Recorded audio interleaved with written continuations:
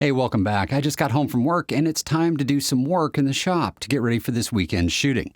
I have a brand new 284 barrel chambered with my newest reamer that I need to break in, season, and get ready to do load development with. You know, nationals are coming pretty fast and I have to get to work. Now, this is a new chamber with a new reamer, which means it's time to try some new brass. I got myself a box of Lapua straight 284 brass. And we're going to see how it works. This is the first straight 284 I've gotten. Before I can shoot it, I have to uniform and process it, sort it, and make sure that I have nothing but good cases so that I can have fully formed and functional match brass like this 6.5 284 that I've been using for years. And I realized I've never shown you my brass prep process, partially because of the ingrained F-class keep everything hidden mentality.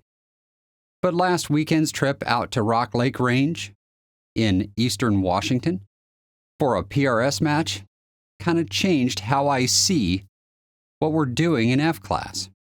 You know, not sharing what we know and what we can do with each other is probably not the best thing for the sport. So I'm opening the doors. I'm going to show you the whole process, everything I do, as I process a single piece of brass so that you can understand the process that I'm following and how I'm getting from a box of brand new brass to fully functional match brass. Let's go down to the shop and do the first step. Our first step is to expand the necks. I always expand the necks and I'm using a 283 expander. The reason I'm using a 283 expander is because I use a turned neck chamber. But in order to turn the necks, I have to expand them first because I'm going to use an old school, standard, inexpensive Sinclair neck turning tool. Now, step number 2 facilitates turning necks with a standard neck turning tool. For me, using a physical stop on a mandrel, I have to do this, and that is to trim the cases to length. I'm just cutting them all to the same length. They'll grow enough during fire forming that I'm not worried about it. Now I have a case that is cut to length, reference the shoulder datum, and is expanded so that I can turn it. I'm now going to turn the case. The reason I turn the case at this point is I'm going to do the primer pocket next.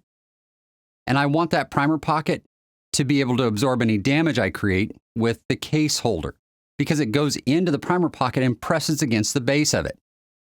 So if I put a nick in there now, I'm going to cut it out when I uniform the primer pocket. So on the drill press, I put it into the case holder. I hold the turning tool with my hand. There's not a lot of torque here. Here's a quick pro tip. When you're turning with a single piece turning tool like this, make sure you warm it up with your hand before you start. If the tool is cold, it's going to contract a little bit. That's going to make you cut a little thinner than what you will later in your session as the tool warms up. We're just going to kiss the shoulder. I'm not cutting into the shoulder. That doesn't work. It doesn't make any difference when it comes to donut formation. I've got plenty of brass here that was cut all the way into the shoulder and still has big, ugly donuts in it. Next step, primer pocket uniforming. I'm using a Sinclair solid carbide primer pocket uniforming tool. The reason I use this tool instead of all the others on the market is really simple. It's one piece and it's non-adjustable. That means you're going to get the exact same depth every single time. It can't come unadjusted while you're doing stuff, and it's hard to cut them too deep.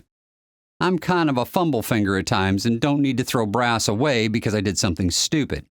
I'll do that later. Now, a quick hint for you. These are hard to hold on to, especially when you're doing large numbers. So I use a Wilson neck trimmer holder so that I can get a grip on the case. Last one, this is something I do, a lot of other people don't, is I ream the flash holes. This Sinclair tool is really easy to use. It works every time and gives me a very consistent result. The reason I do this is because I have found variations in the flash hole diameter, which to me translates to differences in the ability of the flash to get from the primer into the powder. I have not tested this. I've always just done this. It might all be for naught. It may not help at all. But why not do it? I'm in here already, and it deburrs the inside of the hole at the same time. Several people have asked if I anneal brass before I fire form. My question for them is, why would I? It comes annealed from the manufacturer, and I haven't done any heavy forming on the brass. Now, if I pushed the shoulder back 100 thousandths or did something like that, absolutely I would anneal it before I fired it. Are you guys surprised by how little I actually do to the brass, or maybe how much? Leave a comment below and let me know. All right, guys, until next time, stay safe. Prep your brass gently, because you don't have to do quite so much to it as what you might have thought. And I'll see you in the next video.